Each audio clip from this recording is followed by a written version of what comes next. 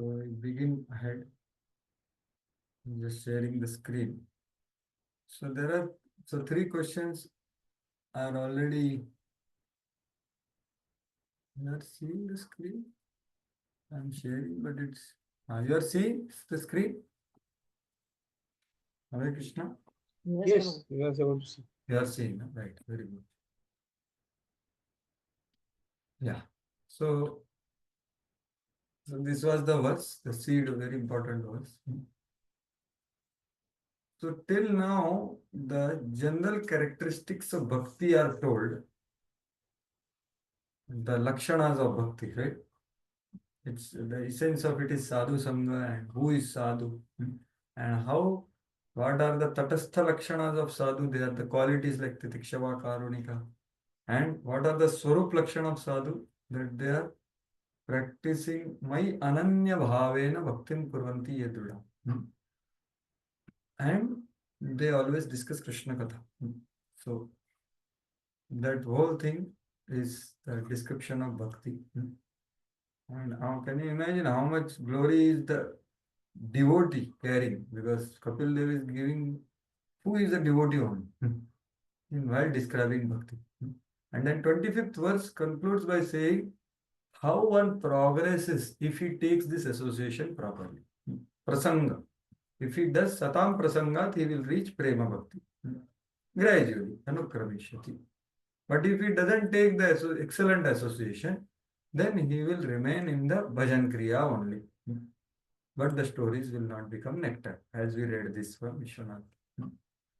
Inferior association. And then, so we saw all these verses. They said about the Yoga Mishra Bhakti and Gyan Mishra Bhakti in next two verses. And then she asked this question, these two questions. What bhakti is suitable for you? Like what type is bhakti suitable to you? You can see. This is the first question. So Vishwanath Chakravarti Thakur. Prabhupada also. What kind of devotional service is worth developing? So this is worthiness is based on Lord's desire. Right? So Chaitanya Mahaprabhu, why he appeared? Because he was not happy with the worship which is being done in the whole world. That is all about Aishwarya Gyan, Vaidhi Bhakti. He was not happy. So worth developing, if you ask the Lord, then Lord will tell spontaneous devotions. And second is, what can I practice easily to attain it? So what is possible for a person like me? So these are the two questions. So, and the third question is this. That is about other paths, Yoga Mishra Bhakti, Gyan Mishra Bhakti. So these are the questions. And then she tells in great humility that actually I am Mandadhi, I am a woman.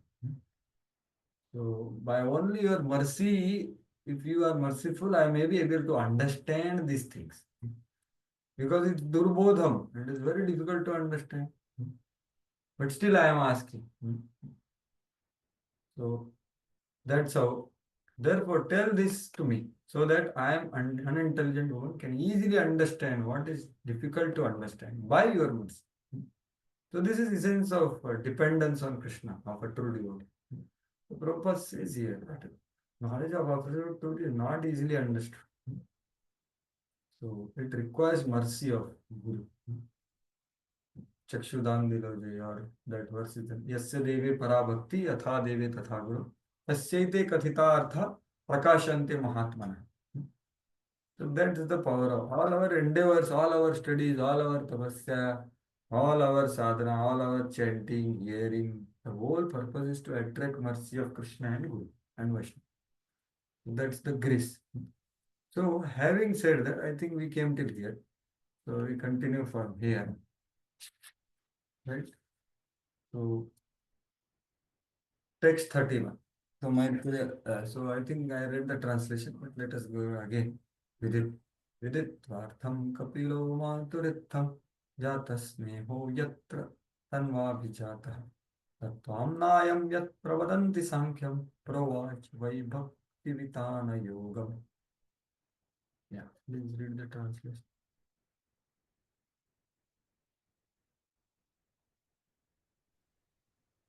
Sri Maitreya said, after hearing the statement of his mother, Kapil could understand her purpose. and he became compassionate towards her because of being born of her body. He described the Sankhya system of philosophy, which is combination of devotional service and mystic realization as received by disciplic succession. Yeah. So he could understand the purpose of his mother. Right? What was the purpose? Why she is asking all this? And he spoke what? Sankhya, means Gyan Mishra Bhakti. And yoga, that is Ashtanga Yoga Mishra Bhakti. That he spoke that also. Filled with yoga, filled with bhakti. Mystic realization, like that. So he spoke because he knew why she is asking. She is asking so that we know what is not to be practiced, what is the mixture. Although she wants to practice bhakti only, pure bhakti only she wants to practice, but still I ask. So he understood that. Viditto artham kapilo. So her artha was that we saw in previous verse. So he spoke. So this is a very extremely important section. So we saw this chapter is establishing different aspects of pure devotional service. So first thing is lakshanas, the characteristics of pure devotional service. So that we are told. Second one is excellence of pure devotional service and potency of pure devotional service. So that is what is going to come now, which is very essential. एवं आदौ सामान्य लक्षणम उक्त्वा, having spoken the general characteristics of pure devotional service, पश्चात उत्तमत्वम उक्तम. Now the excellence or the superiority over everyone else is spoken. That's what is mentioned in the section. Before he will start telling Samkhya Yoga in next two chapters, that is Jnana Mishra Bhakti, and then Yoga Mishra Bhakti in 28th chapter. He first is telling the excellence and superiority of pure devotions. So it's extremely important section. See, we are practicing something, but what is the potency of that practice? That's what is needs to be understood in function of Bhagavad. So Vishwanath Chakravarti Thakur says the same thing. In order to speak about yoga filled with bhakti, that is yoga, Kapila describes bhakti beyond the gunas. Gunatit bhakti means pure unalloyed devotional service. Beyond the so he will explain bhakti within gunas in 29th chapter. Now he is telling bhakti beyond the three modes. The process suitable to the Lord. She had asked, right? What is suitable for you? Preferred by the Lord. What is preferred by the Lord is this bhakti. About which Devavati asked in verse 28. Tvai kvachit tvai uchita bhakti. So that first he answers in this chapter. And next three chapters he will answer 29th verse. Right? So that's how this section is put in the entire conversation. And this is one of the very, very important sections where the different kinds of devotional service are depicted. So I hope you are able to see the screen. Generally, what I see here, you are able to see the screen. Am I right? Yes, Prabhu. Okay. So I am seeing something different here. Okay. So text 32. So it is, see, 32 to 40 is the entire section. So let me tell first what is there in this section so that it is clear. So it comes in the, I can show it here.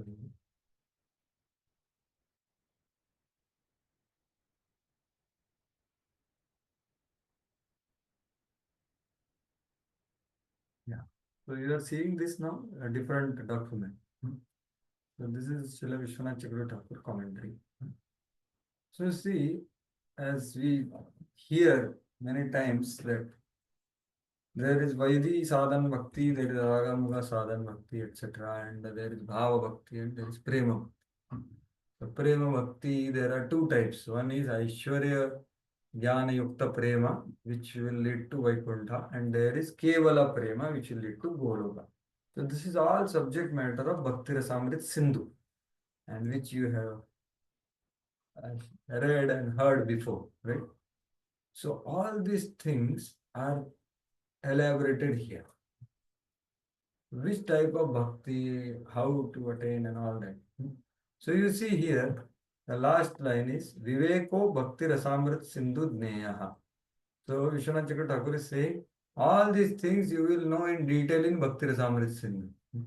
So four things. So from 34 to 40. So you see from 34 to 37 is one bhakti which is explained. Okay, so 34 to 37. And then, like here you can see, this is the second one, 34 to 37. And then there is 38th verse, which is the down part, you see. And then there is 39 and 40 verse. So which kind of bhakti is described here? So this is all pure bhakti, but pure bhakti also has two types. One is sadhana, one is sadhya, right? And within that also there are two types. There is Vaidhi sadhana bhakti, there is Raganuga sadhana. So they are all told here. So what is there in 34 to 37? So see, 32 and 33 are definition, which we need to practice, right? So that's why first I am telling what is told. So 34 to 37 is that spontaneous bhakti called Bhava Bhakti, which is born from sadhana bhakti. That is told in 34 to 37. 4 verses. From 39 to 40, sadhana bhakti is told, which we are trying to practice right now. Vaidhi sadhana bhakti, which is aswabhaviki. So swabhaviki is natural, spontaneous. So sadhana bhakti means what? Which is not spontaneous. So that is told in 39 and 40, last 2 verses. But 34 to 37 are told the swabhaviki bhakti, which is bhava bhakti. And 38, what is told is Raganugiya Bhava Bhakti. So Vaidhi Bhava Bhakti from 34 to 37 and Raganugiya Bhava Bhakti in verse 38. And so, and the Vaidhi Sadhan Bhakti in 39 and 40. So that's how the different types are mentioned here in this particular section. So now let us see verse by verse. So 32 and 33 verses are very important, which define, just as Srila Rupa Goswami defines what is pure devotional service, right? What is the verse where he defines pure devotional service? Or what is the most important verse of Bhakti Samrit Sindhu, the Paribhasha Sutra? What is that verse? तो जी ज्ञान कर्मादि अनावृतम अनुकूलेन कृष्णानुशीलनम भक्ति उत्तम. Correct. So what is the first word you missed out? सर्वोपाधि विनिर्मुक्तम तत्परत्वेन निर्मलम. Amazing. So you gave me 2 verses actually. Very nice. So one is from Bhakti Rasamrita Sindhu and one is from Narada Muni. So Annavilashita Shunyam. Annavilashita Shunyam Jnana It is Karma. Anyabilashita, sir. Yes. And what you said, the second one also is very correct. That is given by Narada Muni. Sarvopadhi vinirmuktam tatparatvena nirmanam rishikena rishikeshastevanam bhakti. Right? So now Kapil Dev is defining what is pure devotional service. So this is very similar to that verse only. However, there is a difference in the context in which it is told, the way it is defined, right? So Lord Kapila is defining what is pure devotion. So let us see, although it is little technical, but it is there, so we need to discuss. Devanam gunalinganam anushavika karmanam sattva evaika manaso vritti swabhaviki tuya Animitta Bhagavati Bhaktir Siddhir Gariyasi. Yeah, please read the translation. Yes, Ram Kishore, then read.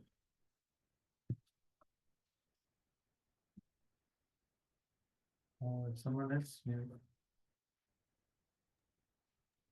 Okay. Lord Kapila said, Yes, bro, please read Suryakant Krishna. Lord Kapila said, the senses are symbolic representations of the demigods, and their natural inclination is to work under the direction of the Vedic injunctions. As the senses are representatives of the demigods, so the mind is the representative of the Supreme Personality of Godhead. The mind's natural duty is to serve.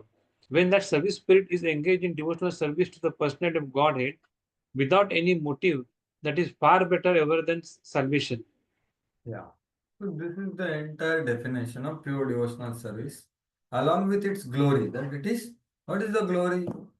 It is far better than salvation. Bhakti siddhehe gariyas. So it is better than salvation. And Prabhupada is putting his emotion because he's experiencing all this. He's saying it's far better than salvation. Right?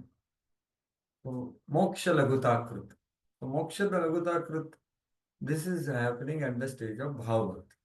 Right? So this is the definition. So the glory is told in the last line. But last line means last part. Bhakti siddher gariyasi. Siddh. So it is far better than, so siddhe here means salvation, moksha. So what is that bhakti? How it is performed? That is told in this first part.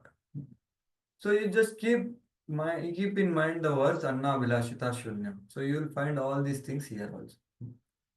So when we see Animitta means what? Anna Vilashita Shunyam. Animitta means without any fruitive desire. Phala Anusandhana Rahita means you are not interested in enjoying the fruits. This is the number one. Animitta. That is Anna Vilashita Shunyam. And then Jnana Karmadi Anavritam. So the goal is very clear.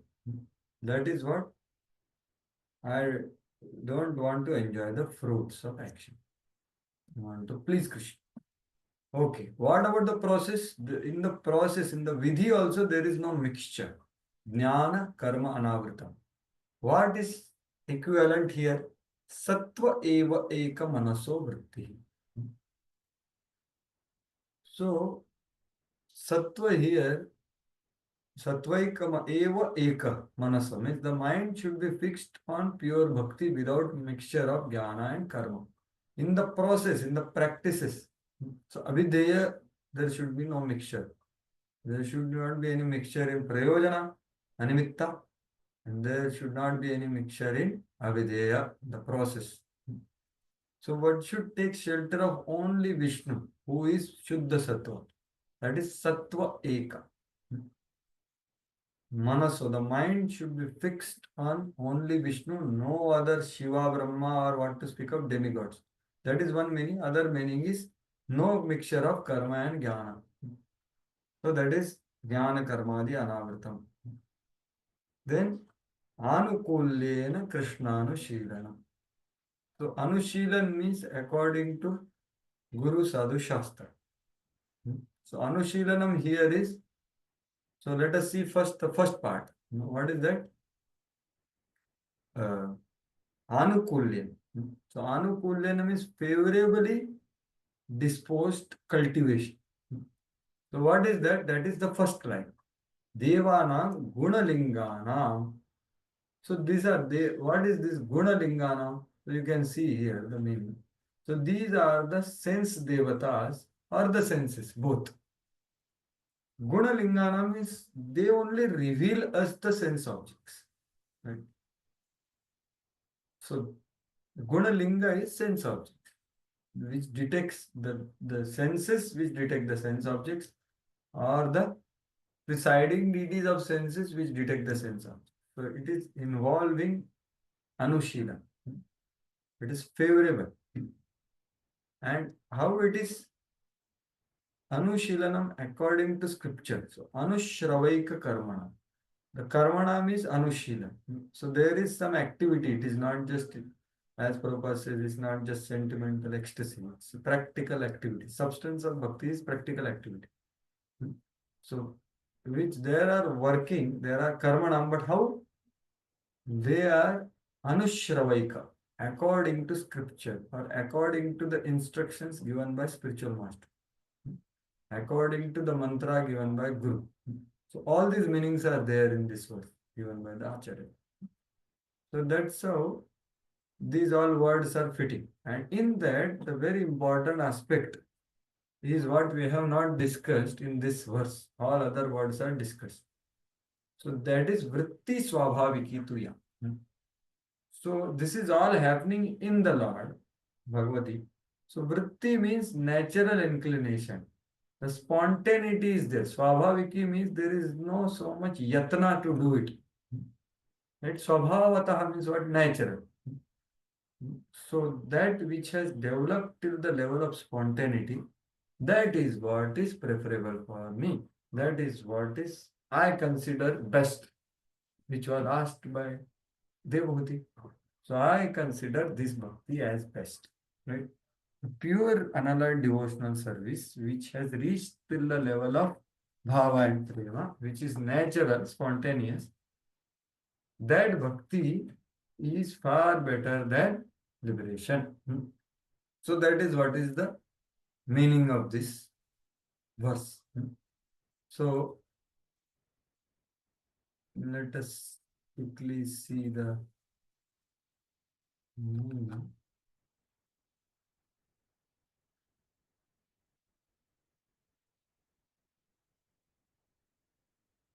Yeah. So as I told you, that she has asked, what is suitable bhakti for you? So he started asking. So this, as I told you, sattva eva means shuddha sattva murto. So sattva has multiple meanings. So Prabhupada has written all this in his purport. So sattva, as I told, sattva can mean Vishnu. Shuddha sattva. Shuddha sattva murti Hari. No any other demigod. It has to be in that sattva. Ekam means if you have accepted one particular form of the Supreme Lord, so there is Narasimha, Vamana, Krishna, Rama. So in that only fixed. Eka Swarupam eva sevya buddhimattavena. Like you know this Anupam or who is that Murari Gupta. So they were told, requested by Rup Sanatan and Mahaprabhu that can you worship Krishna? We are all worshipping Krishna. So they were fixed in serving Lord Ram. So that kind of thing. Fixed in one form. And only that bhajan, the mind is fixed in that bhajan only and nothing else. So that is Sattva Eka Manas. And Devanam Gondlimmanam, I told there are the senses which reveal us sense objects or that sense devatas which reveal us sense objects. Actually, this is whole system of our body.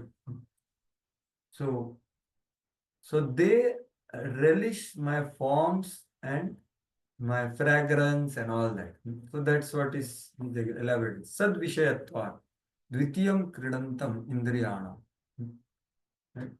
So their vritti, their inclination naturally is towards that. So there are other meanings also of this. So here Swabhaviki means there is no separate yatna for it. So that is what is explained. So here you can see, even see, it is told that if someone is passing stool or urine, because of that his mind becomes stable, right? If you get urge, if you pass it, then your mind becomes stable. So that also can be considered as bhakti sadhana, because it makes the mind stable to be fixed on Krishna. So that's how Devanam Gundlinga, right? He is giving to that extent of all these activities also. So, but here the word tu is used, right? Vritti swabhaviki tuya. So tu means but. So that but takes us to the inclination of Kapil Dev towards Raganuga Bhakti. That is what is pleasing to the Lord. That's what Vishwanath Chakravarti Thakur is clearly saying. There is very clear description of what Chaitanya Charitamrita says in Srimad Bhagavatam. Right? So Chaitanya Charitamrita, the chapter 3 and chapter 4 are telling the confidential reasons of Chaitanya Mahaprabhu's appearance. Right? The Lord appeared to teach people Raganuga Bhakti because he is not much satisfied with Vaidhi Bhakti. Krishna also appeared along with associates, and he told to surrender, but not many followed. So he has to come as devotee to depict that. So that's what is told here by the word tu. So Bhava Bhakti, which is born from Raganuga, is indicated by but. Right? So that's why there. So Swabhaviki can be two types of Swabhaviki. Swabhavik is spontaneity means Swabhavik. So spontaneity can be reached by Vaidhi Sadhan Bhakti, where one doesn't follow the rules and regulations of Shastra. Not doesn't follow, rather the bhakti is not practiced with fear of them. Like the Vaidhi Sadhan Bhakti practitioner, if he reaches Bhava, he doesn't think about the Vedic injunctions. But till then he will think. Whereas person who is practicing Raganuga Sadhan Bhakti, so he practices bhakti not out of fear of Shastra, Guru and Sadhu, but he practices out of attraction. So that's what is told here. There are two types of spontaneity. One spontaneity is created by Vaidhi Sadhan Bhakti. Right? So he is saying by practicing Shri Guru Upadishta Shuddha Bhakti Pravritti Manto Bhajan Abhyas. So according to Guru's instruction, one engages Pauna Punnena Nishtha Ruchi Asakti. So again and again he engages in Abhyas and he reaches Bhava. Just as in this world also, when a person like Yatha Prakruta Lokanam Pati Putradishu. So even a person develops attachment and relation, Swabhavik prem towards Pati and Putra. Just it happens, right? By interaction. Of course, it is proper, then only it will happen. So similarly, this also happens. That's what he is giving example. Yatha Prakrut Lokam, just as in this material world, there is natural inclinations towards Pati and Putra by spending proper interactions according to Vivaha, Samskar, etc. So they will develop affection. So like that. So this is one, which is according to Shastric injunctions, Guru's instruction. But there is another one, which is Prachin Arvachina Tadrusha Mahat Sangha Kripayana Janit. So because of previous life or this life, mercy of great source, Mahat Sangha Kripa Janit. Vilakshana Samskar Vashena, because of his previous samskaras, he develops Shastra Shasanam Vina, without even, the Shastra Shasan, the fear of scriptural injunctions. So Bhavata Eva Indriyanam Bhakti Shastra Ukta Acharavanti Eva Harau Vritti. So this is Raganuga Bhakti. Swapi Savavik, that also natural, but that is Raganuga Bhakti. So first one is Vaidhi Bhakti, which is very strong, very excellent in quantity, right? The quantity has reached Bhava. So it is excellent. So that is explained in text 34 to 37. That's what is told here itself in this purpose. And then second part is what? It is, the second one is Raganuga. And that bhakti is suitable or excellent in type. Jati eva utkarsha. Type is superior. So what Lord prefers is this. Right? Jati, type is superior here. Because there is spontaneity. It's not out of fear or inspiration from scriptural injunctions, but it is more of getting attracted to personality of love. That udharan is only one verse, that is Nakarhichit iti padam. That is the 38th verse, right? So that is example of Raganuga Bhakti, and you can see that their rasas are explained in Bhagavatam, right? So Yesham aham priya atma sutascha sakha guru surada daivamishta. So where all these rasas are there? Only in Vrindavan, right? Nowhere else. So Kapil Dev is indicating. Nahi karhichit mat parashanta rupe nakshanti me nimisho ledi heti. So this is 38th verse, which is telling about the Raganuga type bhakti. And the unspontaneous bhakti, aswabhaviki bhakti is what? That is in the stage of practice. That is told in 39 and 40 verses. So, which has not reached spontaneity. which at least I am trying to practice, but with aspiring for one day by mercy if it develops. So that's how this is explained here. So Srila Prabhupada, if you read his purport, all these things are told in a very cryptic way. Right? It's not very easy to grasp, but we try to understand something through the previous commentaries of previous Acharya. So here, so Prabhupada writes all these things. So he explains these words which we already discussed. First paragraph will explain you Anushravayika Karma. So either in activities prescribed in injunctions of Vedas. And then it should be fixed only in the Supreme Lord. So Sattva Evaika Manaso, not Sun God, Moon God, or Indra. So all these things Prabhupada is explaining here. So you can see that. And the last part he is telling. The senses are called Rishik and meant to serve. Well, indirectly, all the senses are naturally inclined to serve the Supreme Lord. So when this natural inclination is done, that is the highest bhakti. So Prabhupada is indicating all these facts here. And then Bhakti Siddher Gariyasi. Thus Bhakti is the stage after liberation. No? What is that? Param Purusharth, right? Or Pancham Purusharth. Unless one is liberated, one cannot engage the senses in service of Lord. Right? So as Prabhupada mentioned in the translation, that the actual bhakti begins after that, right? After liberation. And then, interestingly, the conclusion he gives as what we discussed in the commentary, right? The conclusion is that when the mind, without being deviated, the deviation can happen by what? Either by Vedic injunctions or by material activities. So material activity is sadhana bhakti, Vaidhi sadhan bhakti. And deviated by Vedic injunction means what? That is practice of Vaidhi bhakti, no? When one is practicing Vedic injunction. So not deviated by that means completely spontaneous. It is fully engaged in Krishna consciousness or devotional service to Supreme Personality of Godhead is far better than the most aspired for liberation from material impact. So that is what is he is telling about the Swabhaviki Vritti. So Swabhaviki Vritti is the stage of Bhava Bhakti. But that Swabhaviki Vritti can be awakened in sadhana stage by proper association, as we discussed. Right? So that's what is this verse telling. Now, the next verse is even more amazing. Is telling the excellence of this bhakti.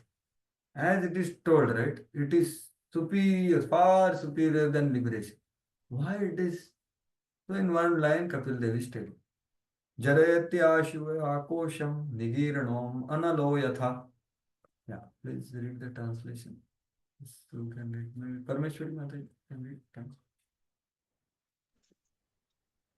Bhakti, devotional service, dissolves the subtle body of the living entity without separate effect, just as fire in the stomach digests all that we eat. Yeah. So see how amazing is this analogy. So this analogy is of digestive fire. And this analogy is telling just as digestive fire digests the food and gives you nourishment and throws away the useless portion in the morning. Right?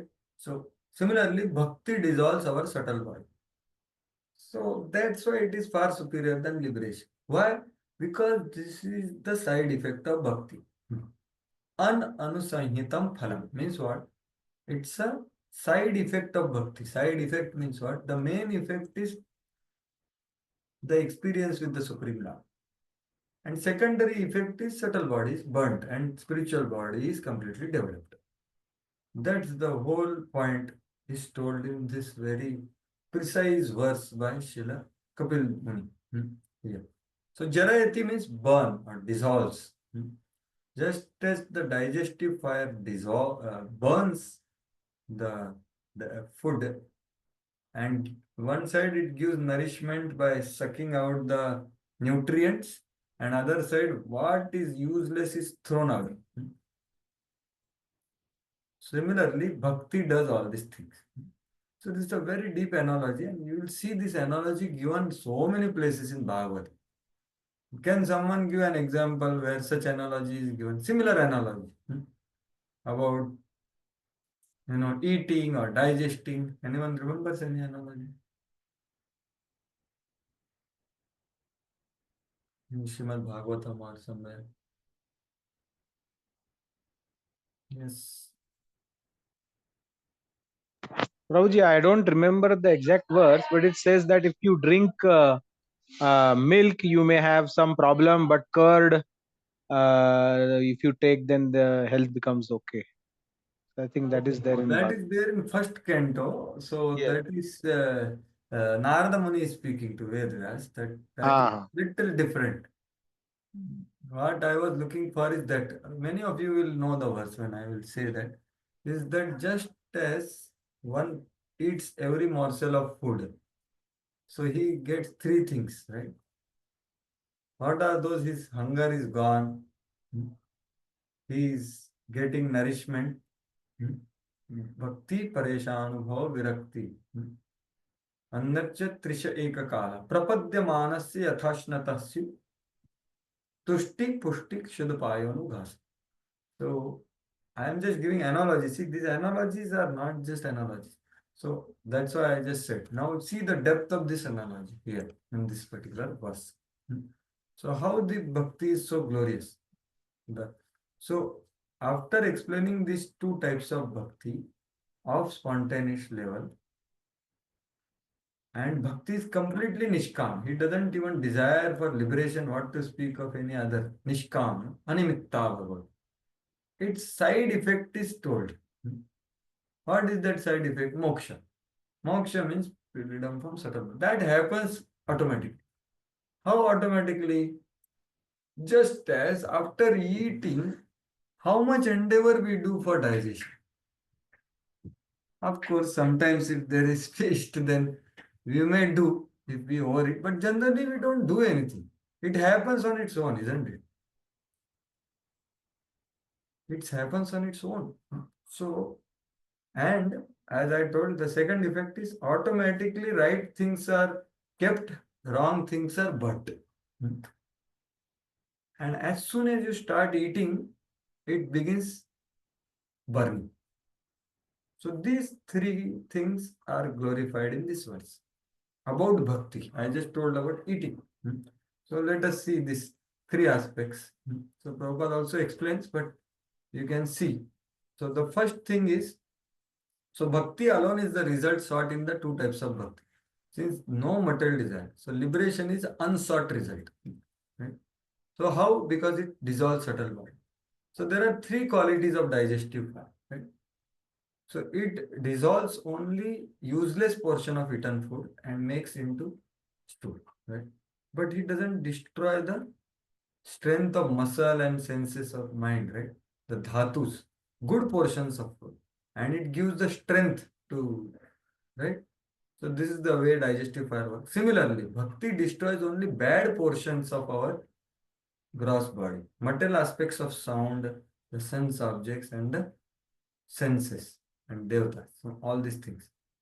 But it does not destroy the good portions of sound or other sense objects and natural senses which are related to the Lord. So it doesn't destroy that because it keeps on giving the taste through them only, right? The same senses when we eat prasadam or smell the flower is all connected to Lord. So that way. So it doesn't dissolve them. So it's a discriminatory burning, right? So a very special fire it is, which we can never see. Digestive fire is the most amazing thing in this world. And the root cause of all diseases is not proper. So that's how digestive fire is so powerful fire.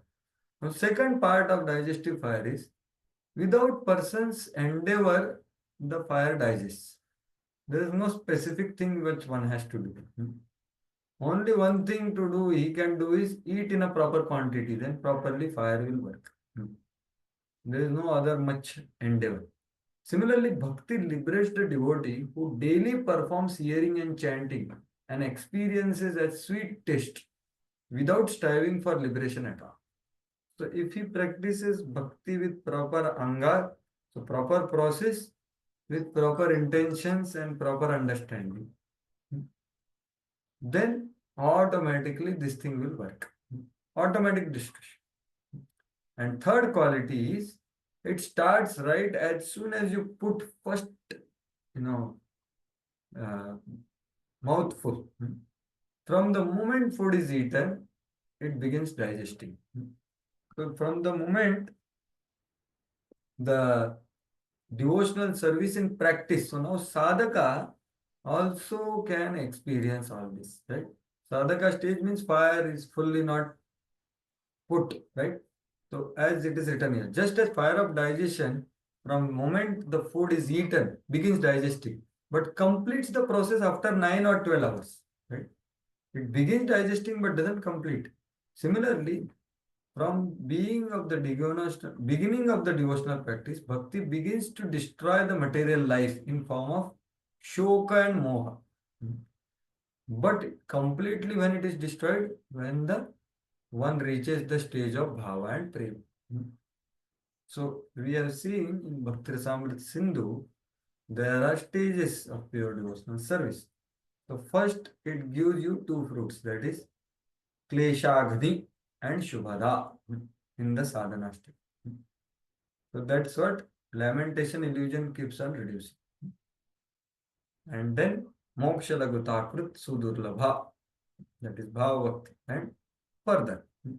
So the material pleasure is inferior, material pleasure is insignificant, and then material pleasure becomes inexistent in prema.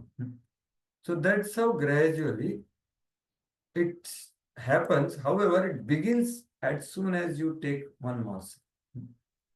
So immediate beginning of destruction or burning of the subtle body, but completes in due course of time. When one is engaged properly.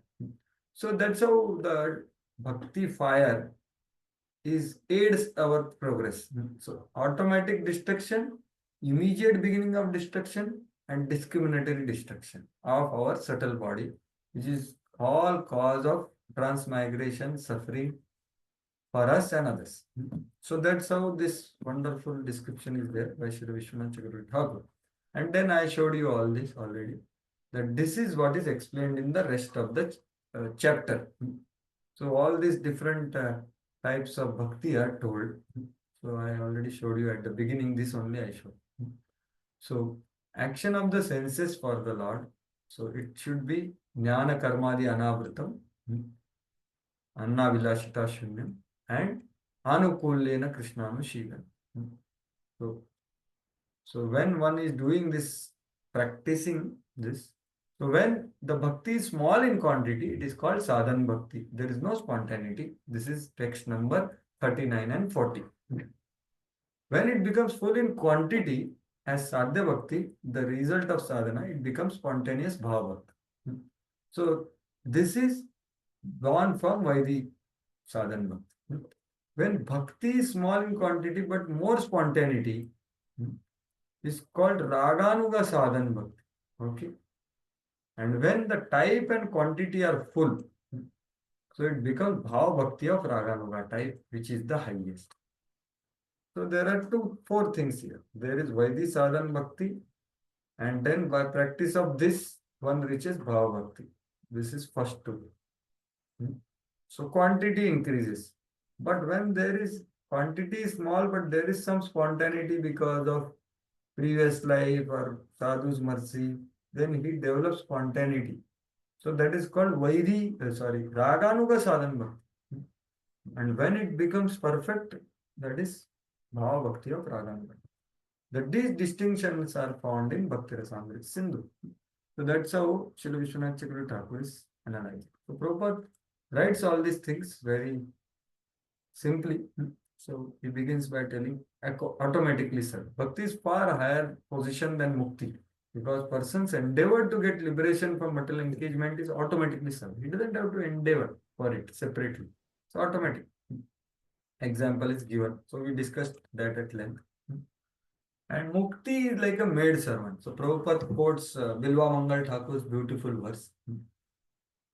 Bhaktin tvai sthiratara bhagavan yadisyat daivena nah palati divya kishora murti muktim swayam mukulitam yalise vatesma dharmartha kamagatayah samaya pratiksha.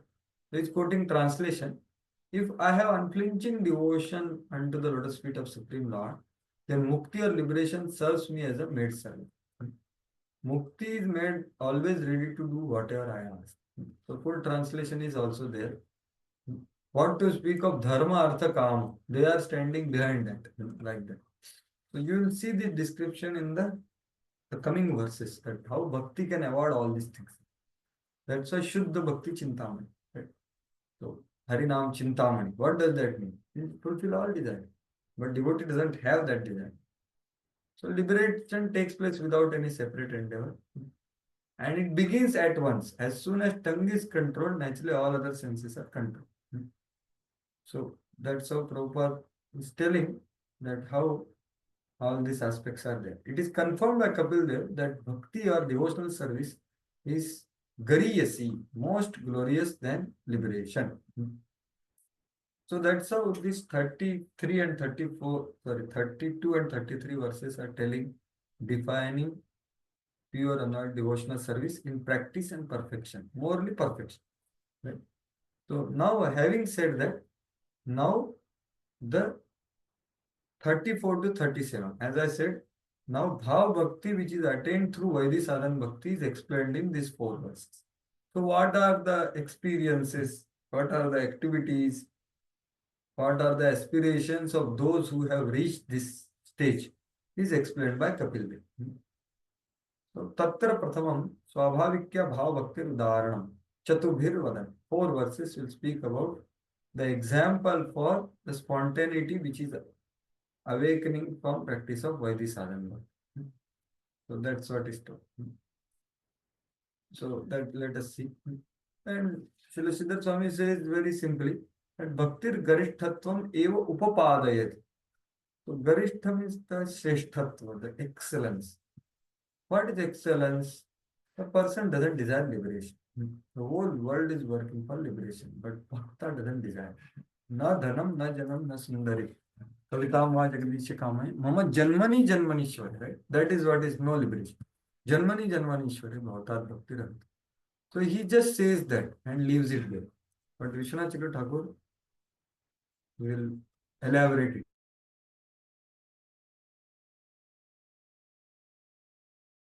Beautiful verses. Naikatmanam me spruhayanti kechin matpada seva bhirata maditha yenonyato bhagavatah prasajya sabha jayante mama paurushani. Yeah, please read the translation. Yes, you can read, yes, maybe. Yes. Sachin, you can. A pure devotee who is attached to the activities of devotional service and who always engage in the service of my lotus feet never desires to become one with me. Such a devotee who is unflinchingly engaged always glorifies my pastimes and activities. The first thing, the symptom of that person is moksha laguta. Na ekatmatam me spurhayanti kechin. Never. They will never aspire for merging in oneness. That is the first symptom. That's why, what is that? Kaivalyam narakayati tridasha kapura akasha pushpaya. He doesn't want that. Or, same thing Prithvi Maharaj says. He doesn't even use the word actually. He says, I don't want to use that word. He says, I don't want that which is aspired by these people. He says that in his prayers. Beautiful. What is that? Varan vibhostat vardeshwara adbudha katham vranite guna vikriyatmana yenaham kaivalyam, he says, and then na, I don't aspire for that, he says. So very beautiful. So there, that verse is telling Prithu Maharaj desire. So that's what is told. They never. Why they do that? 3 reasons are there. 3 reasons they don't desire liberation or merging. What are these 3 reasons? The first reason is there is no service there. Mat pada seva abhirata madiha. So these devotees are so much eager. Seva Abhirat. Abhirat means what? If you see the meaning here, what is given? Engaged in. So Abhirataha. Rataha is like, Rath ho gaya usme. So Abhirata is completely absorbed in them. So because they have this joy of serving me personally, so they don't desire. So this is the first, second line is the first reason. The second is there is no experience of the sweetness of Lord's form, fragrance, and softness, and all that. And third thing is there is no opportunity to discuss Krishna Katha. That is the next two lines. Yo ananyato bhagavatah prasajya sabhajayante mama paurushan. So they come together and discuss about my activities. So that is not possible. So for these three reasons, they don't even think about the merging. So that's what is told here in this particular verse. So Kechin means what? There are some devotees who will desire that. Like that. They are not, or they are little different. So now, so the meaning is, the meaning of the word animitta, which was there, no? Animitta Bhagavati.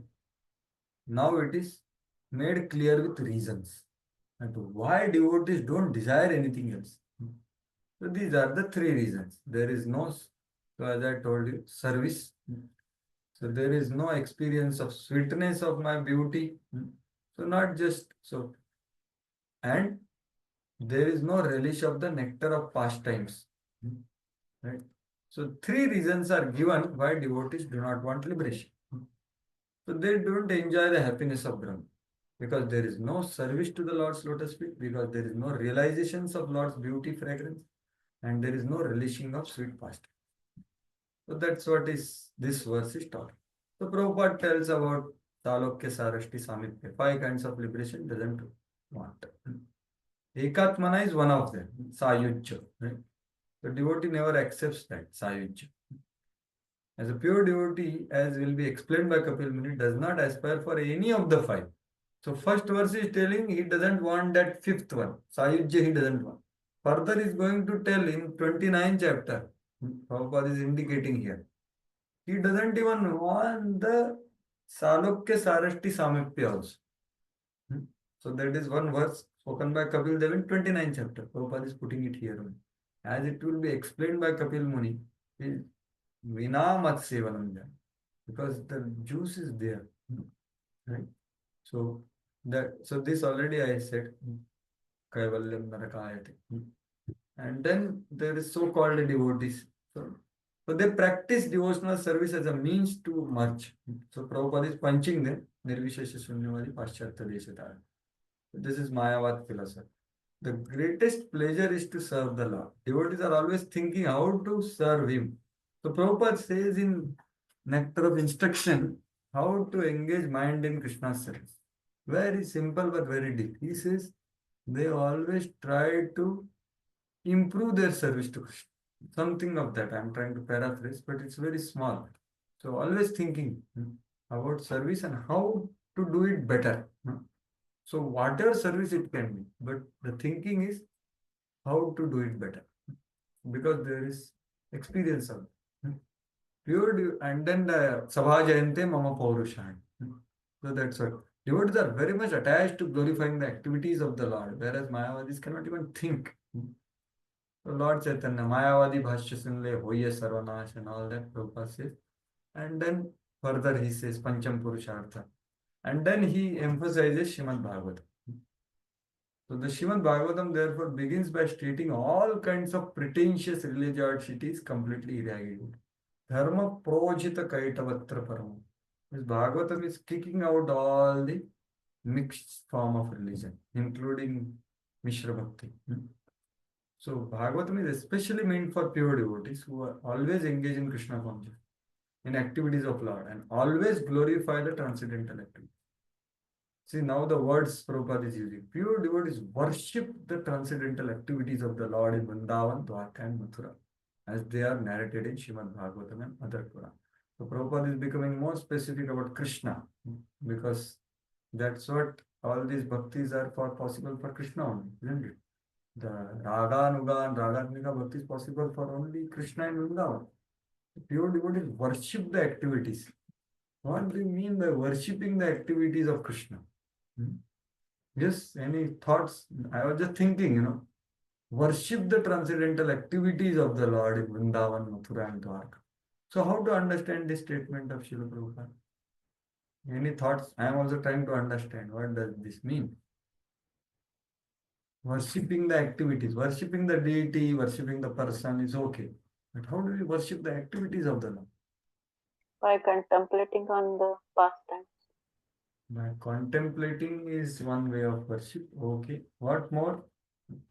Prabhuji, by hearing about them in the association of devotees, that means we are like in the past activities.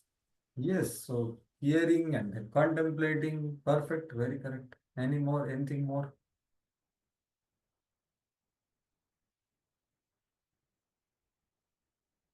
So when we say worship, means there is more than that. So whenever these activities are discussed, we are offering greatest respect to that activity. Of But that studying Hmm? scriptures. Studying scripture is part of hearing from Prabhupada only, right?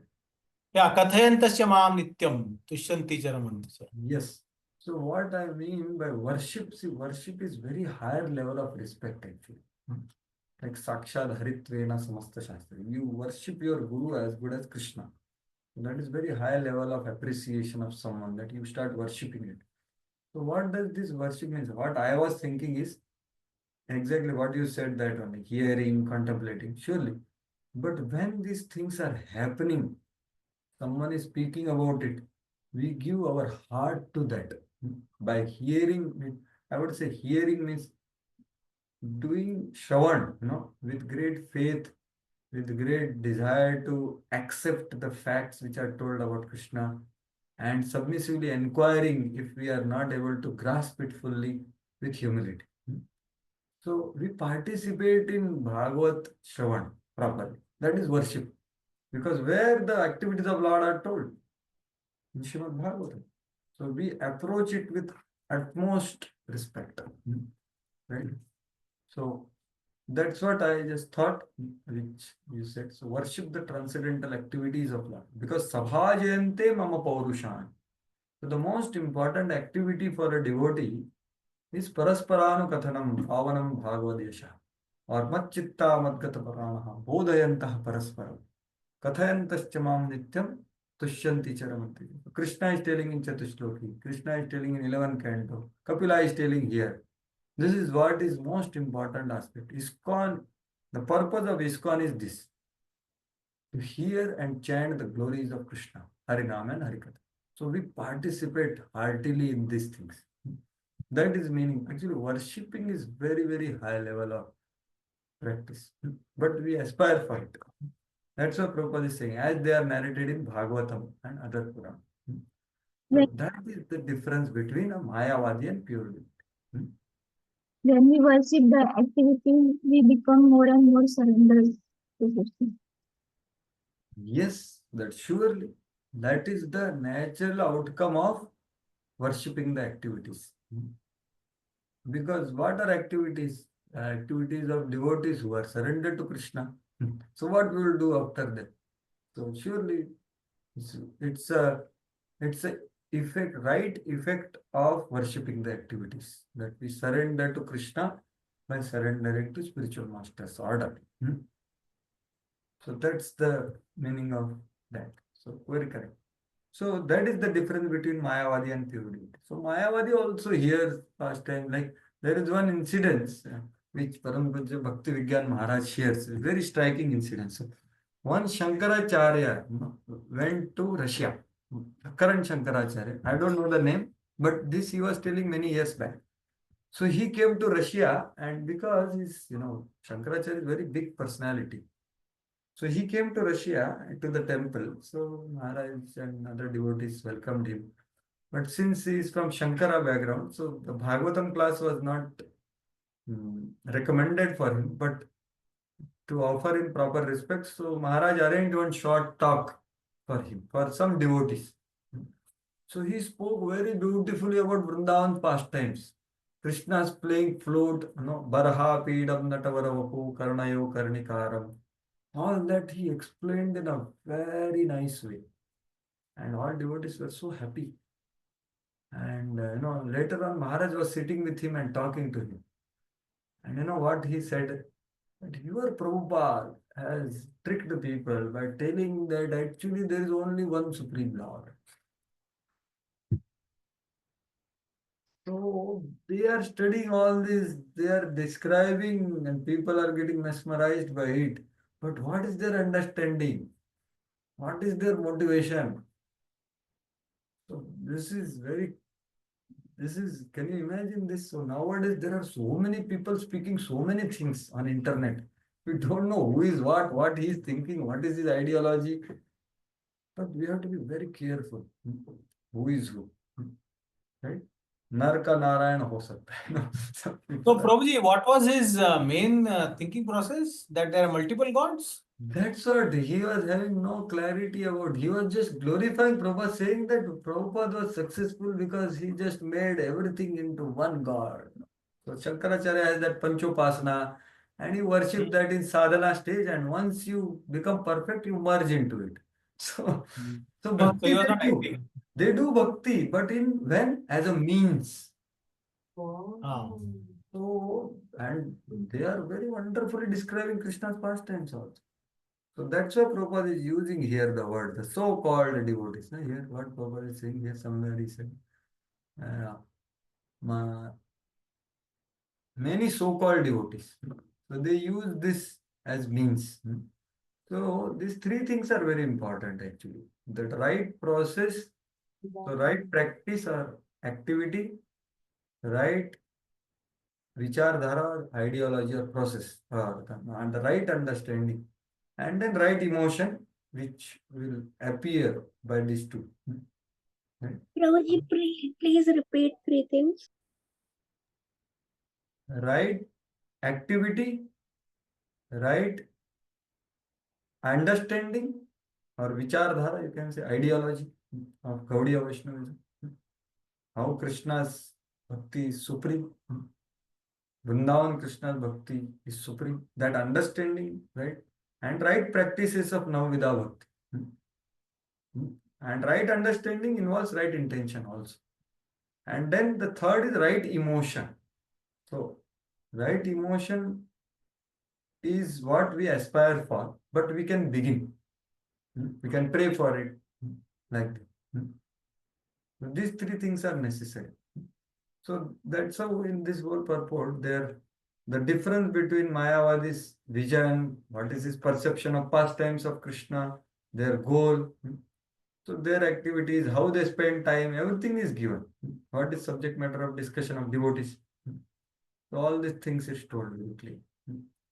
So now the next two verses are telling that I am so pleased with these devotees that I award them something.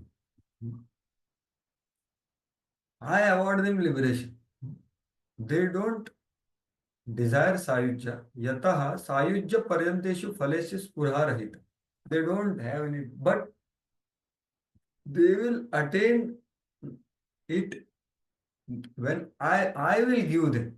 I will give them liberation anyway. I will make them my associates. That's what he's going to say.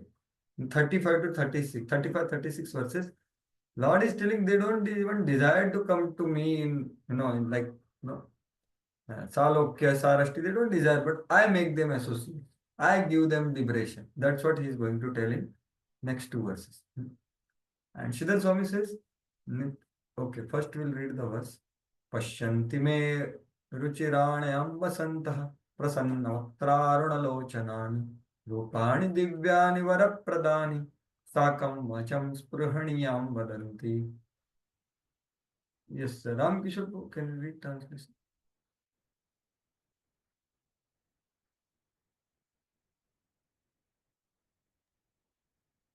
My mother. Oh, my mother, my devotees always see the smiling face of my form. With eyes like the rising morning sun, they like to see my various transcendental forms, which are all benevolent, and they also talk favorably with me. Yeah. So actually, Prabhupada has given lectures on this. You can talk to Krishna and all that. So very nice lectures. So here, this verse is telling that Varapradhani means what? I benedict them. So because they experience me by having exchanges with me. So what Sridhar Swami says, Nityam Parameshwara Anubhavam Sukham Bhaktu Adhikam. So the experience of Bhagwan feature of Lord is far superior than impersonal liberation. That is the intention of this verse. That's what is true in simple language. And Vishwanath Chakravarti Thakur says they get I award, right? I give them varas, like that. So you can see the devotees do not desire even merging in Brahman. They attain following form. So they attain following from me. That is explained in two verses. Right? So they experience exchanges with me. So when they say Pashyanti, so Pashyanti me ruchirani. So they see my form. So here there are both ways. The deity form of the Lord. So Prabhupada is completely glorifying the deity form of the Lord in this purport and the importance of deity worship. Where we see. But see also includes Shravanam, Kirtanam, and all other aspects like tasting and all that. So it is not just one thing, it includes all others. Right? So seeing forms is representative of hearing sounds, smelling fragrance, and touching the Lord's skin, etc. So they are Varapradhan. So devotee, so he says, please accept this gift. But devotee doesn't. Devotee says, no, I don't want. He says, no, all these prayers are there. This 10.51 is our Muchkunda is praying, I think. Here the gopis are praying. I think this is that I don't want anything, no. So many no's. So this is one important thing in our prayer. That at least first we clarify the Lord what you don't want. It's very pleasing actually. So you see, Bhaktivinoda Thakur also says that prayer, There is one very nice song. Anyone knows that song? First he says, I don't want this. Then I don't want this also. I don't want this. And then he says, I want this. Which song is that? Anyone knows? Yes? Prabhu tava padayuge mora nivedana. Yeah, very nice. So, na ka pada lagaya hai first, right? नाही मागी देह सुख विद्या धन जाना नाही मागी स्वर्ग और मोक्ष नाही मागी न कोरी हो प्रार्थना कोनो युतिर लागी and so on. And then he says, what is his desire? हे मात्र आशा मम तुम्हारा चरणी है तुकी भक्ति जागे अनुक्षण. So this is what is his aspiration. But the next verse is very wonderful. What is the next verse? What is the next verse? Yeah. Hare Krishna.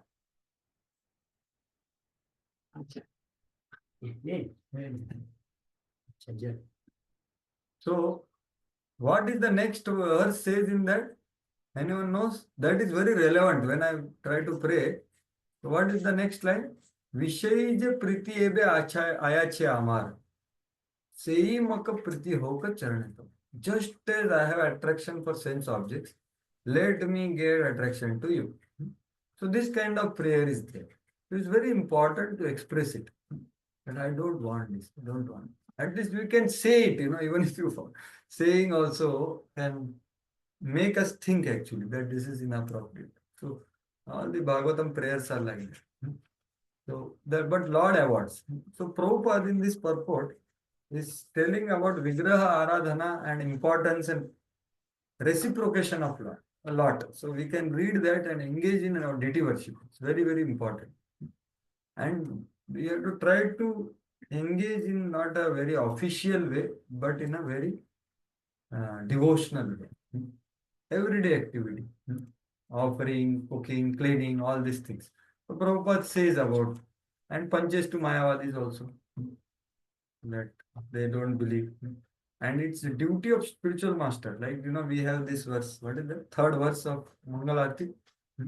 Shri Vigra Aradhana Nityanam. So Prabhupada quotes that. So it's a duty of spiritual master to teach how to decorate the deity in the temple, how to cleanse the temple, how to worship the deity. Right? So this is whole thing. This very important aspect of five potent forms. So the devotees express their minds before deity. So this is what I was discussing. That we should do this. And many instances, deity also gives answers. So Prabhupada is writing, and there are so many pastimes like that, right? Where Prabhupada could talk to deities, and he could even detect that some devotee has done some wrong service. Right? So, but one must be, but when we can talk, one must be a very elevated devotee in order to able to speak with the Supreme. So Prabhupada indicates that also. But we can do express our mind to Krishna, right? So that's the practice part. So what he gives more, so he speaks to them.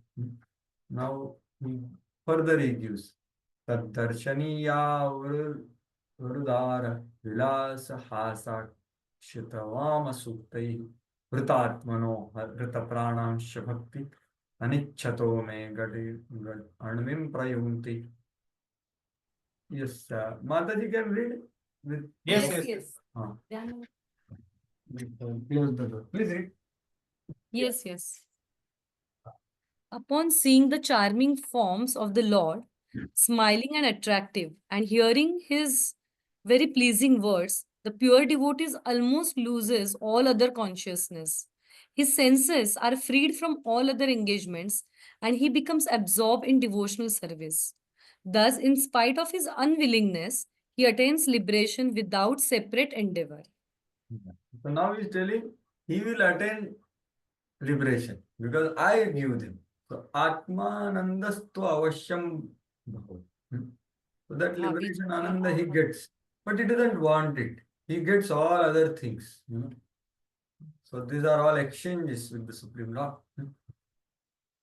So these are actually fully experienced by Vrajvasis only. And very close associates of another avatars of Lord, what he is mentioned here.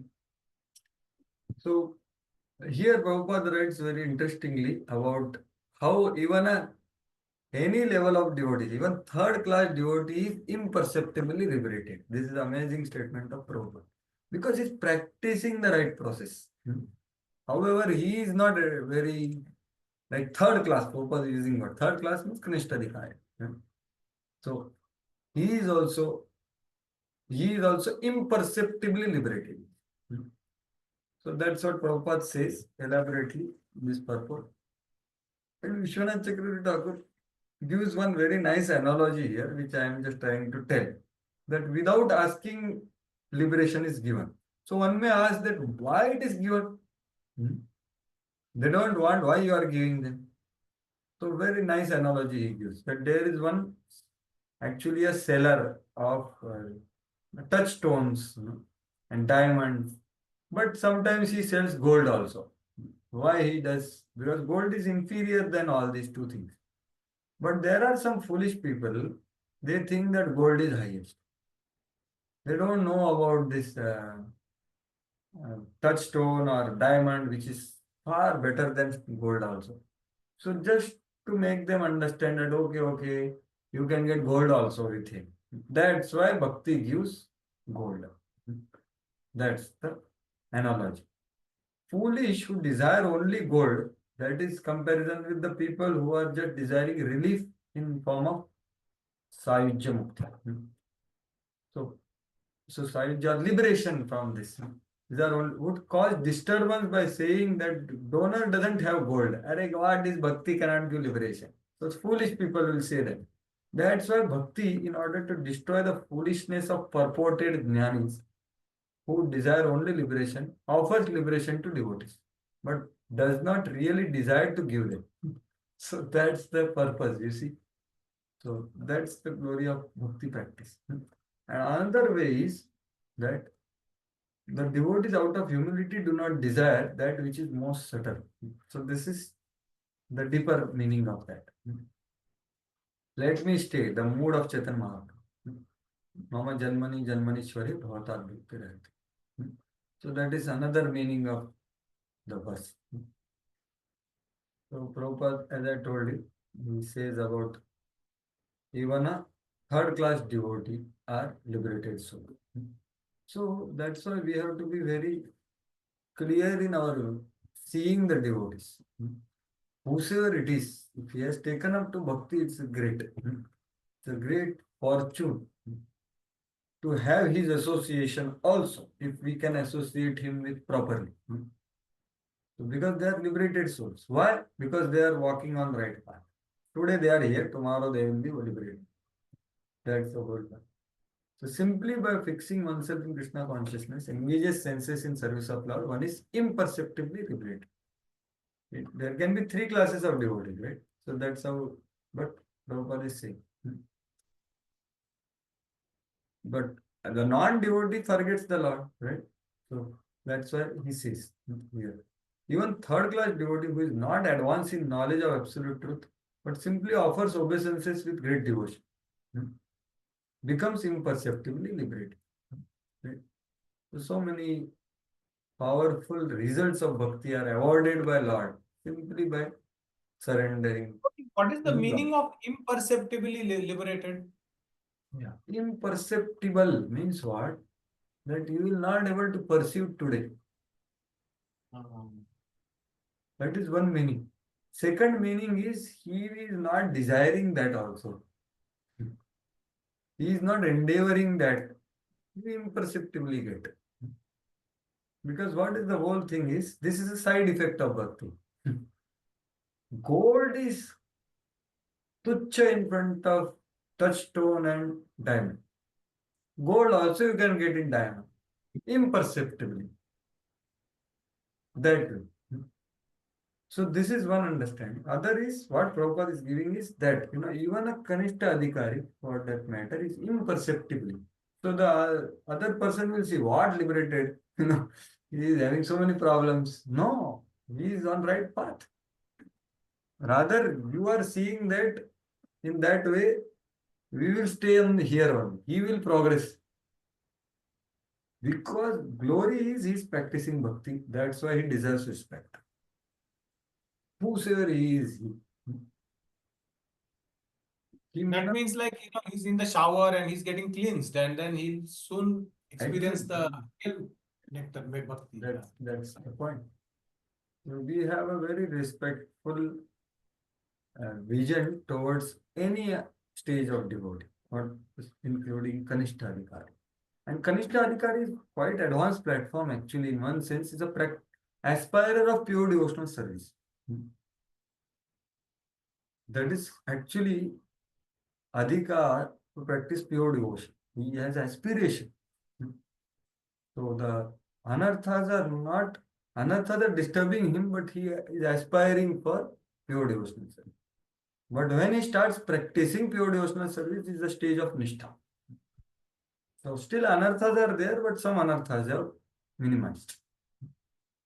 So the whole point is even that person who is a struggling sadhaka, like yesterday only I heard from my Guru Maharaj, he was saying that a sincerely struggling person in bhakti is 1,000 times superior than all other practitioners of yoga.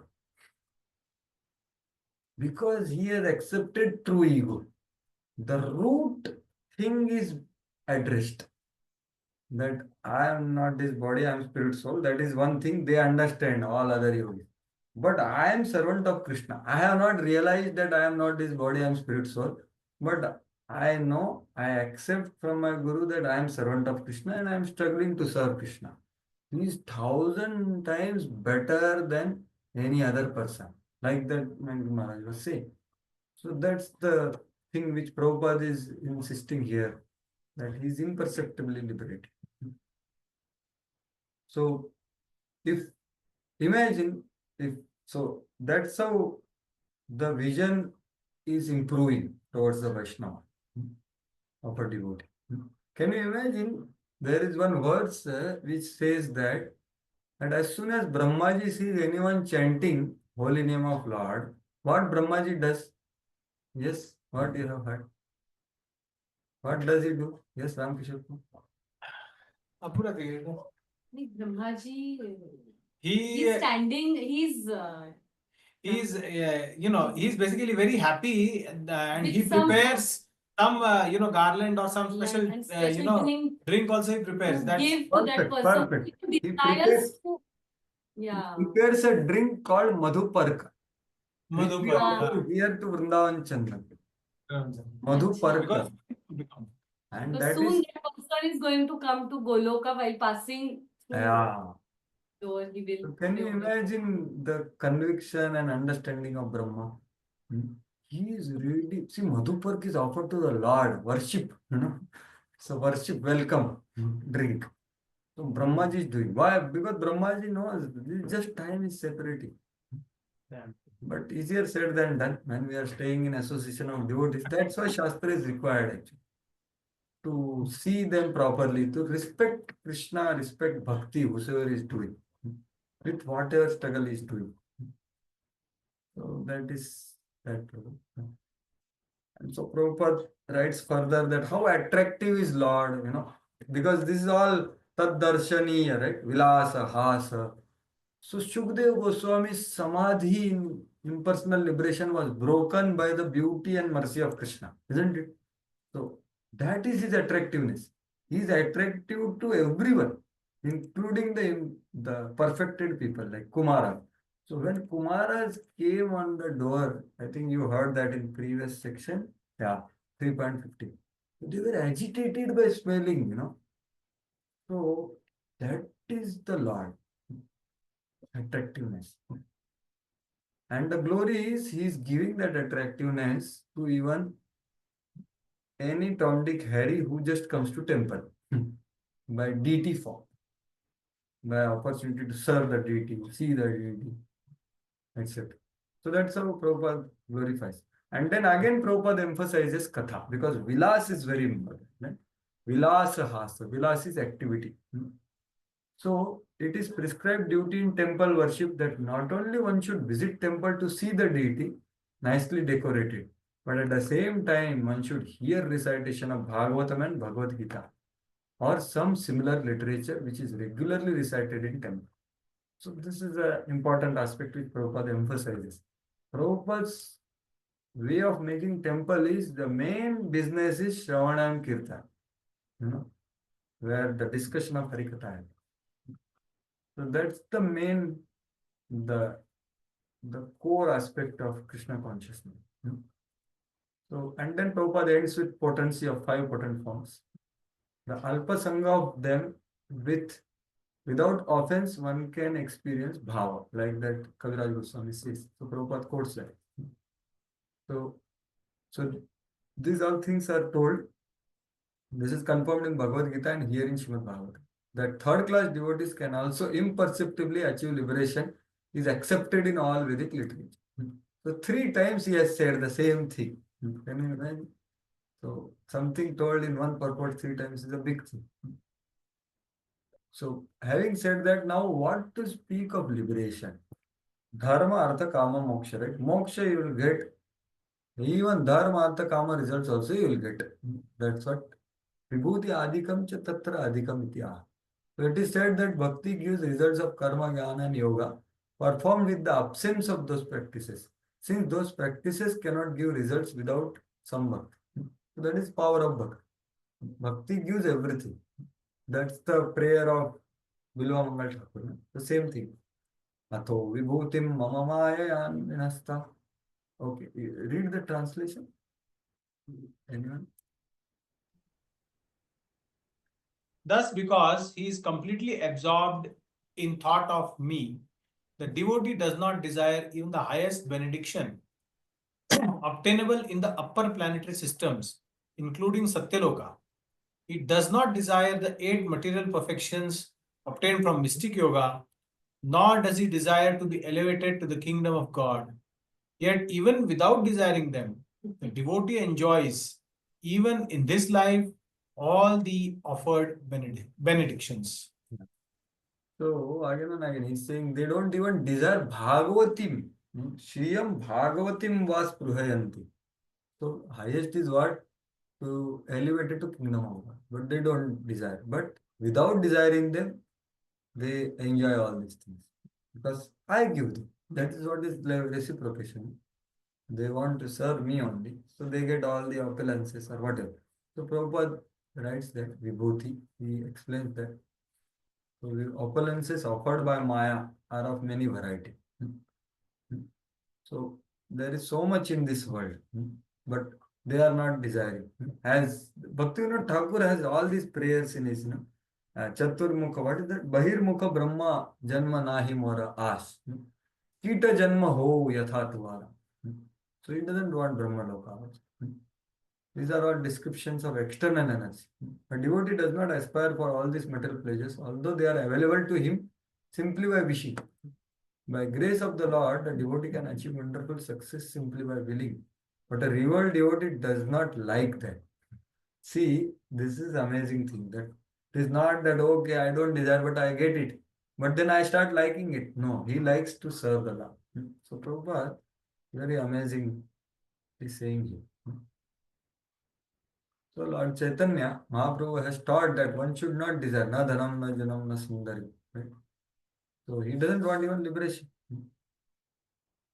So that's in Vaikuntha planets, everything is eternally peaceful. Yet a pure devotee does not even aspire for a be promoted.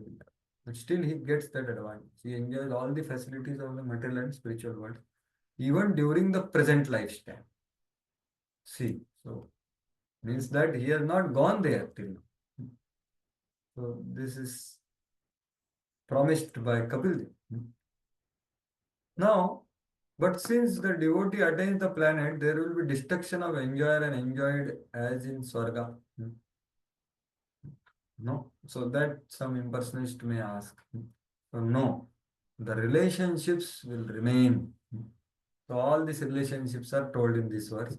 And the spontaneous Raganaga Bhakti, that's another type, 30th verse is here.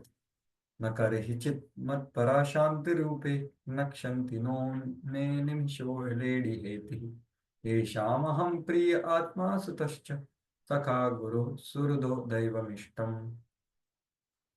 Someone else can. Yashika Mataji, can you read now? Translation.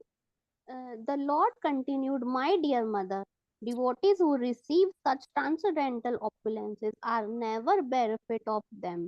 Neither weapons nor the change of time can destroy such opulences.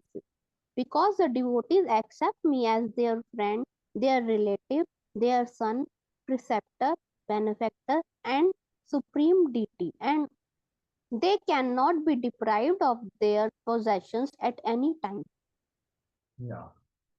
So you see, the devotees accept me as all these relations. So there are all relations here, right? From Dasya, Sakya, Vatsalya, Madhuri, Priya, Atma, Sutta, Sakha, Guru, right? Daiva, everything is there. So here the Raganuga Sadhana. There is no other place other than Vrindavan and Dwarka. There is Priya and all that, right? Like for the devotees. In Vaikuntha, the Madhurya Ras is experienced by Lakshmi ji only. And Sakya Ras by very few. But most of them are Dasya. So that's why this verse is indicating to Raganuga. So that's how Vishwanath Chakravarti Thakur says. The present verse should be understood to be an example of spontaneous bhakti of Raganuga type, but not sadhana, since it is this is a perfect type, right? So Prabhupada explains Vaikuntha thinking, Shanta Rupe, what is means devotees are peaceful and all that. But Shanta Rupe means they are peaceful. So all these things he elaborates in his purport.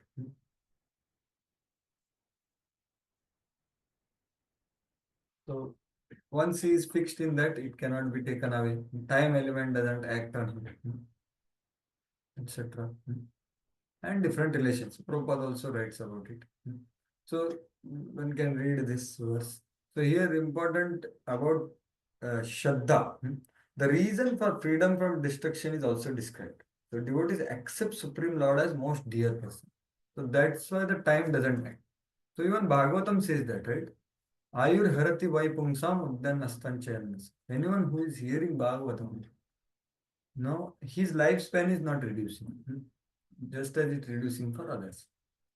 Because he has accepted the Lord as master, dear, etc. The conclusion is that the time influence cannot act upon devotees who have accepted the Supreme Personality of Godhead as everything. So Vishwanath Chakravarti Thakur gives reasons of that to keep the confidentiality of bhakti, to create the more longing in devotees, and to keep alive other paths, the devotees are seen to get old. Actually, they don't get like that. So that's the mean. And now the sadhan bhakti is told in the next two verses. Yeah. Please continue reading the translation. Please. Sadhan Translation. bhakti. Yeah. Thus, the devotee who worship me, the all pervading Lord of the universe, in unflinching devotional service, gives up all the aspirations to be promoted to heavenly planets or to become happy in this world with wealth, children, cattle, home, or anything in relationship with the body. I take him to the other side of birth and death. So I take him means now he is here and he has not yet attained. He is in the stage of, he is not in the stage of what previously it was said, right? He's talking and experiencing sweetness. The sadhana stage, right? So like all of us are practicing. So, but what is his practice? Yeah, and he is engaged in unflinching devotional service. He gives up all aspirations of all this www and all that, everything. No dhanam, no janam, no sundaram, etc. So that's the point. Practice. So two verses now describes non-spontaneous sadhana bhakti. Right? So Prabhupada writes a big purport here, which is explaining in a sense what is the prayer and attitude of devotee, because it's told he doesn't aspire for all these things. So unflinching devotional service as described these two verses means engaging oneself in full Krishna consciousness. So that's how Prabhupada is beginning this purport. Or devotional service accepting the Supreme Lord as all in all. One should not try to be happy in this world. So that's what I have highlighted. So this requires a certain level of understanding and conviction, right? As Prahlad Maharaj says, if you want to be happy, stop trying to be happy here. So, and so on. So Prabhupada, like that, he gives many things. Liberation is imperceptibly achieved. He is always conscious of his position, etc. Right? So that's how Prabhupada says. A pure devotee is not even anxious to elevate himself to next birth also. He is not anxious to possess anything and so on. So he elaborates that. So you can read it personally. So just maybe in few minutes we'll cover, I think it's already 4:33. So Mad Bhaktim Vina Natu Nistariti Aha. So earlier it is told, na? So this is about all the bhakti, pure and all. Now anyone wants only liberation, he has to have little bhakti. Otherwise, he can't attain liberation. So that part is also told. Mad Bhaktim Vina Natu Nistariti Aha. So yeah, please read the translation now. Who can read? The terrible Okay, please read. The terrible fear of birth and death can never be forsaken by anyone who resorts to any shelter other than myself. For I am the Almighty Lord, the Supreme Personality of Godhead, the original source of all creation, and also the Supreme Soul of all souls. Yeah. So Mukunda, only Lord Krishna can give liberation. Anyone who doesn't accept that, they will not attain anything of their practices. What to speak of liberation? So that's what is told. Without bhakti, even one cannot attain any kind of liberation. Right? So that's how this verse is taken. The fear of Godhead. Because I am Almighty Lord. And don't fear that if I worship other devatas, if one fears, so that is the next verse. What if demigods become angry at devotee? No, you said you should not worship anyone but me. And if I start worshipping you, demigods will become angry at me. If someone says like that, then the Lord says the next verse. So you might have heard this one. Mad bhayat vati vatoyam suryas tapati mad bhayat varshati indro dahati mrityushcharati mad bhayat. Yes, please read. It is because of my supremacy that the wind blows out of fear of me, the sun shines out of fear of me, and the Lord of the clouds, Indra, sends forth showers out of fear of me. Fire burns out of fear of me, and death goes about taking its toll out of fear of me. Yeah. So don't worry that if will the devatas not being worshipped become angry and give suffering to your devotees sometimes? No, they can't do that. They are working because of my fear. If they sometimes harass my devotees, I do not delay in removing them from their position. Like that Vishwanath Chakravarti Thakur is saying. So that is the personal involvement of the Supreme Lord in the life of a devotee. But this is all happening ye yathamam prapadyate. Right? So that's how Kapila is describing the pure bhakti. And the last verse he tells about yoga of this chapter. Shuddha bhakti muktva jnanadi mishra bhakti maha. ज्ञान वैराग्य उक्तेन भक्ति योगेन योगिनः क्षेमाय पादमूलं मे प्रविश्य यतुको भयम्. Last verse. Translation: the yogis equipped with transcendental knowledge and renunciation and engaged in devotional service for their eternal benefit take shelter of my lotus feet, and since I am the Lord, they are thus eligible to enter into the kingdom of Godhead without fear. Yeah, so these are Yog Mishra and Gyan Mishra people. They also take shelter of me only. So having told about pure bhakti, now he is telling about the other Jnanadi Mishram Bhakti. So they also take my shelter. Right? So that's how having Vishwa, so this already I told. So okay, so they are doubtless and fearless, and their entrance into spiritual kingdom is guaranteed. So these two things are very important. So doubtless and fearless. So even a person completely illiterate, the transcendental knowledge of scriptures is revealed unto him simply because of his engagement in Bhakti. That is also stated in. So again, Prabhupada is telling the same point which he was telling. What is the qualification? Have firm faith on the Lord and the Guru. So that's what the verse. Right? So, okay, the 44th verse glorifies Bhakti as the supreme.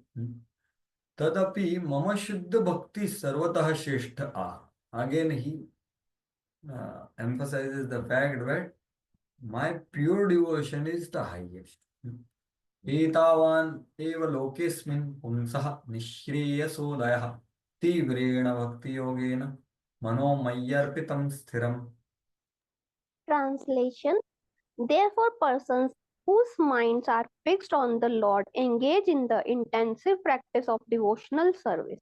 That is the only means for attainment of the final perfection of life. Intensive, तीव्रेण भक्तियोगेन. So same word comes. Akama sarvakamo va moksha kama udarane. Tivrena bhakti yogin. So this Tivra bhakti, what is meaning of Tivra bhakti? Tivra bhakti means it is not mixed with karma and jnana and others. Jnana karmadi anavritam. Just as Dhruva Maharaj, he was not Annabhilash at the beginning, but his bhakti was Tivra. Why it was Tivra? Because he executed the order of his Guru. Jnana karma adi anavritam. So that intensive practice is important. So we practice pure devotional service as Abhidev. Although our heart is not pure, but we try to practice pure devotional service. Jnana karma adi anavritam.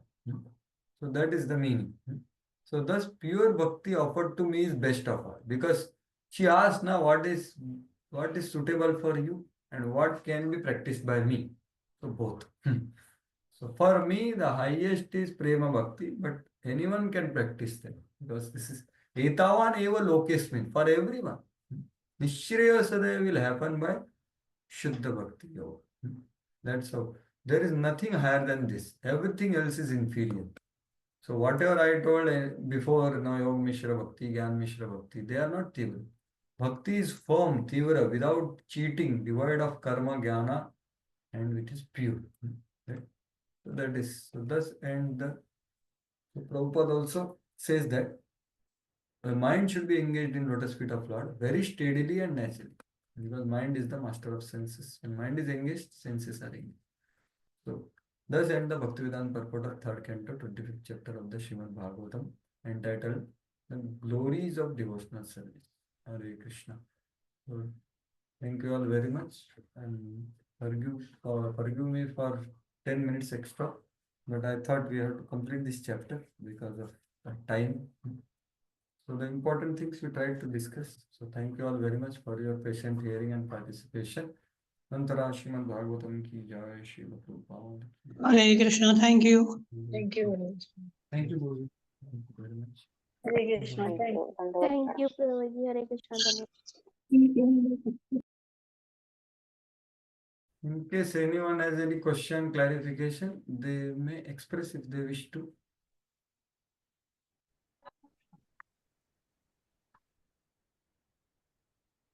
Hare Krishna, Prabhuji, Dandavat Pranam. Dandot Pranam, Shiromani Radhika Mataji. Yes, Prabhuji. I have one question that in Bhakti Rasamrita it is said that the Bhakti is Kleshagni. Bhakti is? Kleshagni.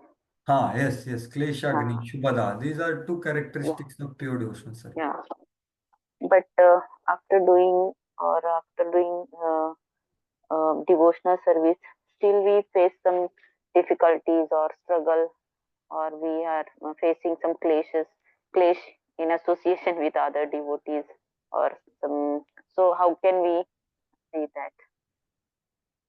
Yeah, so one thing is that we have to understand that the Kleshagni and Shubhada are like the two leaves of the Bhakti creeper. So we are putting the seed and watering it every day. So what happens? The seed germinates, and first what it comes, some small plant comes and two leaves come, right? Like this is what Vishwanath Chakravarti Thakur says. So it's a process in which we are watering. So gradually the first leaf will be Kleshagni, then Shubhada, then Moksha. So this is happening in all sadhana stage only. These two things happen during sadhana. So as you are very honestly expressing yourself, that surely this will be there.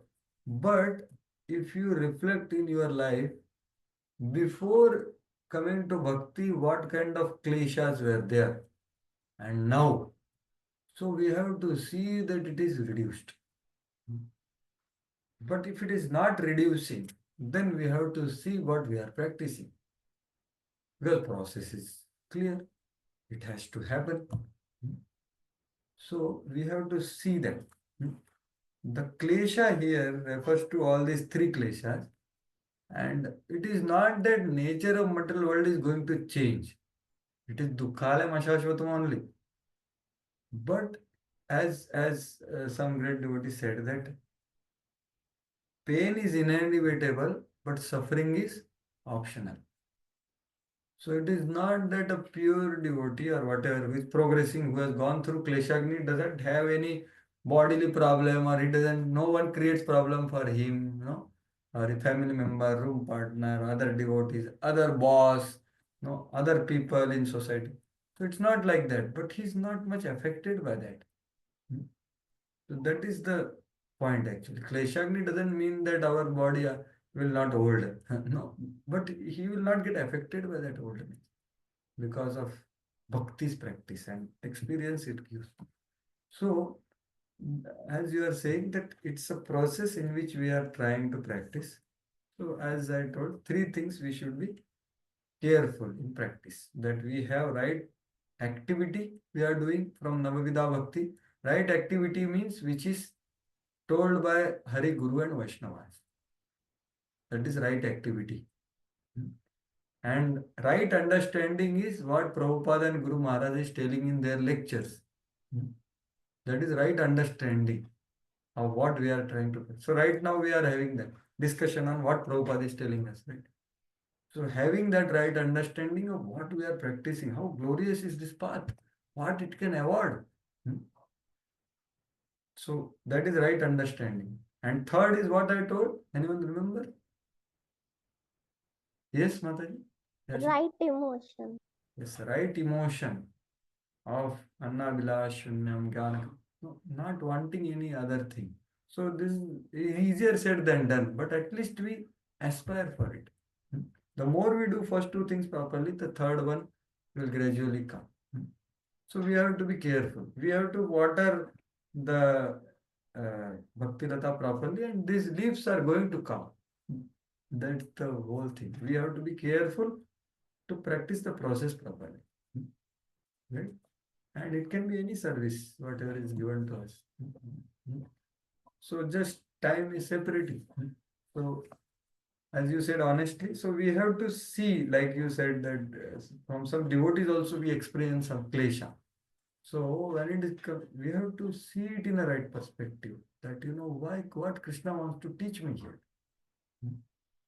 Because Krishna reciprocates with us through devotees. For pure devotee, as Prabhupada said, to talk to Krishna, you have to be very advanced, right? Prabhupada said that in Purpose.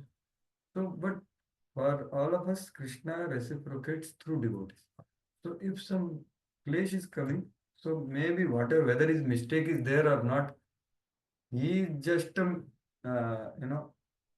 as Tatyanukampa verse is there, the devotee thinks that Krishna is giving me some bitter juice because I did some inappropriate activity. This is how he thinks. This is told in that verse. Tatyanukampam susamikshamano bhunjana eva atma kritam vipaka. Ridvagopubhir, etc. So, what is that consciousness? Is that okay, some devotee has given me some place. Okay, let me see in a proper way, the way Brahmaji is telling in his prayer. So what he is saying, I have done some, the word is used, what is that? Vipak. Vipak means wrong, what is the word? I forgot. So it is not just karma. I have done inappropriate activity. So it can include offenses also. So this is I am getting some result of offense. That's all. And okay, why is Krishna giving that to me? Does Krishna like that? No, no, no. Krishna's intention is, he gives example of father or doctor. So father, when the child's digestion is not proper, he gives the medicine of kadwa juice. Right? So why he gives? Because his digestion will improve, although it is kadwa. So this is the way devotee thinks. That okay, someone has given me klesh, but I must have done some inappropriate activity towards him or someone else. It is just coming to me. So Krishna is wanting to teach me something here. So we thank Krishna that yes, you are giving me this. So we try to cultivate this. So then Krishna will teach us also through kleshas, which we cannot learn otherwise. Can you imagine? The lessons cannot be learned without klesha. If everything is going nice, how we can, my Guru Maharaj told me personally when I asked him that how to respect devotees who have apparently hurt us very thoroughly. He said that actually if everything is happening nicely, how you are going to cultivate forgiveness? When you will forgive, start forgiving people. When you learn that. So everything is can be helpful. So we can see this kind of perspective we can try. I am also trying, so I just shared. That's all. Same thing is happening. Okay. Helps. Hare Krishna. Anything else? Anyone else has? Hare Krishna. Thank you all very much. Grantaraj Srimad Bhagavatam ki jai. Srila Prabhupada ki jai. So we'll begin with the next chapter. Next two chapters are highly technical of Kapil Dev, and we don't have to practice. but we can try to understand, as Devhuti is asking, that we don't want to do it. So that is about Yoga Mishra Bhakti and Gyan Mishra Bhakti. They are technical, so if possible, you glance through them till the time we meet on next Saturday. Thank you. Hare Krishna. I'll end the meeting.